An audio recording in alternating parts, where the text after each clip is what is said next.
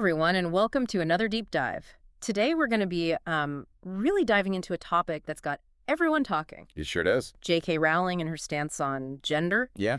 So we're going to be looking at a 2024 Medium article to kind of help us unpack this whole thing. Sounds good. It's called Polyjuice and Prejudice. Okay. And we want to go beyond just the surface level stuff, you know? Get into the nuance. Exactly. Yeah, because it's... Should we just dive in? Yeah, let's do it. Okay. When I first saw this article, you know what really struck me was this, paradox between the magic of Harry Potter and then, the real-world conversation around all this. Okay, so unpack that for me a little bit. So you've got this world where, transformation is celebrated. You know? Right. You can take Polyjuice potion, literally become somebody else. Become someone else, yeah? Animagi turn into an animal. Yeah. Tonks. She's changing how she looks all the time. She's like the ultimate. Right. It's all about fluidity. And I remember even reading that as a kid and thinking that was so cool that you could just be whoever you felt like. Exactly. And so then you have Rowling's statements. Yeah. And it feels like a disconnect. It does. It feels like a disconnect. How did this world come from, those views? Did I miss something? Was there something in the book? It's not that you missed something, but there's this whole other layer. And I think that's where this whole alchemy thing comes in. Okay, hold on. Yeah. Alchemy. Alchemy. Like turning lead into gold? Okay, so it's not just about wizards brewing potions. Right. It's this whole framework, this philosophical framework, that's kind of underlying all of Harry Potter. So are you saying that Harry's journey is like an alchemical transformation? 100%. Really? Yeah, and the article even talks about how Harry's horrible childhood with the Dursleys. Yeah. That even plays into this. Okay, wait, really? Even that? Yeah. Okay, I'm intrigued. Tell me more. So remember how we were talking about the different stages of alchemy?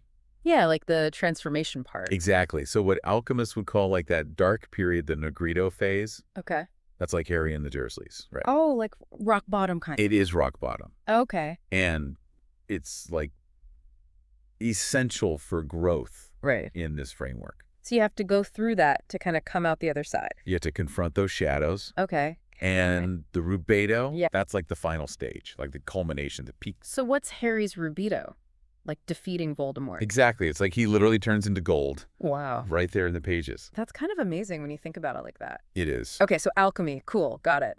But how does this all connect back to Rowling and kind of what's going on now? So the article kind of goes into this timeline of Rowling's public statements, starting with that 2019 tweet. Which one? The Maya Forstater one? Yeah, that's the one. I remember that. That's when things really kind of blew up. It did. And the article actually quotes the tweet. It said, does it really? "Dress however you please. Call yourself whatever you like. Sleep with any consenting adult who'll have you. Live your best life in peace and security.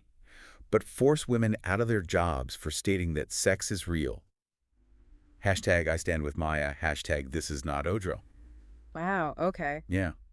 So that's a lot. And even though she said she supports trans rights, that felt kind of... It muddied the waters, for sure. Yeah, it did. And then in 2020, she releases that whole essay. Oh, yeah, on her website. I remember that. That's the one. So this article doesn't try to sum up the whole thing. Right. But it pulls out these key points that relate back to all this, like what we're talking about. Okay. So what are the key points? So one thing is that she says, again, that she supports trans people. Okay. But she's concerned about women's rights. Especially when it comes to women's spaces and stuff. So it's this tension between those two things. Exactly. And it all kind of comes to a head with this podcast in 2023. Which one? It's called The Witch Trials of J.K. Rowling. Oh, right. I think I heard about that. Yeah. And she makes this comparison that a lot of people found really troubling. I think I know what you're going to say. She compares the trans rights movement to the Death Eaters. To the Death Eaters. Wow. Okay. And she says this, and I quote, "Some of you have not understood the books. The Death Eaters claimed, 'We have been made to live in secret, and now is our time, and any who stand in our way must be destroyed. If you disagree with us, you must die.' They demonized and dehumanized those who are not like them."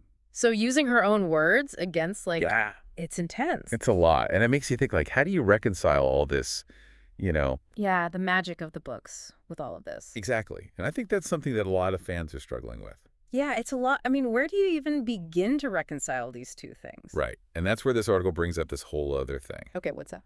It's called the seventh Hermetic principle. The what? The seventh Hermetic principle. Yeah. It's called the principle of gender. Okay, now I am lost. Okay. So, It alchemy, wasn't enough. Now we're adding in principles, too. I know it sounds complicated, Yeah. but it's kind of simple, actually. Okay. It basically says that gender is in everything. Everything has its masculine and feminine principles. So it's talking about, like, male and female? Oh, not exactly. Okay. It's not about biological sex like we think of it today. It's more about this duality. Yeah, like, think about the yin and yang symbol. Okay. It's about balance between these opposing forces. Okay, that makes sense. So it's about gender, with a capital G. With a capital G, got it. Not just male and female. Okay, so how does this then connect back to Rowling? Well, the article suggests that maybe this is just like a thought. Right. But maybe she's coming at this from this, like, totally different place. You know? Like a different framework? Exactly. Like, maybe she's trying to honor this concept of duality in her own way. Okay. That doesn't mean it's right or anything, but it's a different way to look at it. Okay, so we've got alchemy, ancient principles. Right. What about the fans? Oh, yeah. Like, what are they supposed to do with all this? It's tough. Yeah. Especially for people who really connected with the books on that level of, like, finding acceptance and stuff. Totally. It's like a betrayal, Yeah. almost. Like, what do you do with that? Exactly. It's really hard, and it makes you question everything. So are people, like, abandoning the books altogether? Some people. But some people, it's like this whole other thing. What do you mean? They're like, this actually makes the books even more meaningful. Really? Yeah, because it's like sometimes you have to stand up to the people you admire Oh, wow. to fight for what's right, even when it's hard. Even when it's the person who, like, wrote the thing that you... Exactly. Yeah. It's like what we were talking about with the alchemy stuff. Yeah. You have to go through those tough times Yeah. to really appreciate the good.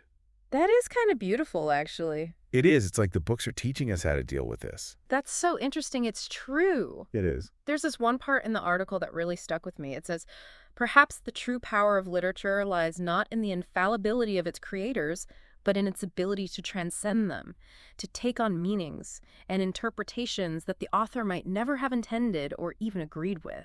That's really beautiful. And it's true. It is. Like, the art can be more than the artist. Yeah, definitely. It reminds me of that Dumbledore quote. Which one? You know, it is our choices that show what we truly are far more than our abilities. Yes. It's a good one. It feels very relevant. It really does. Well, this has been quite the deep dive. It really has. Alchemy, ancient principles, It's a lot. the power of stories. And how complicated it all is. It is complicated, and we didn't even get to, like, everything. I know, right? But that is all the time we have for today. Listeners, we want to hear from you. We do. How are you dealing with all of this, you know, with Rowling and Harry Potter? And how do you reconcile these things in your own life? Let us know, because we're all in this together, right? All right, until next time. Bye, everyone. Keep on down.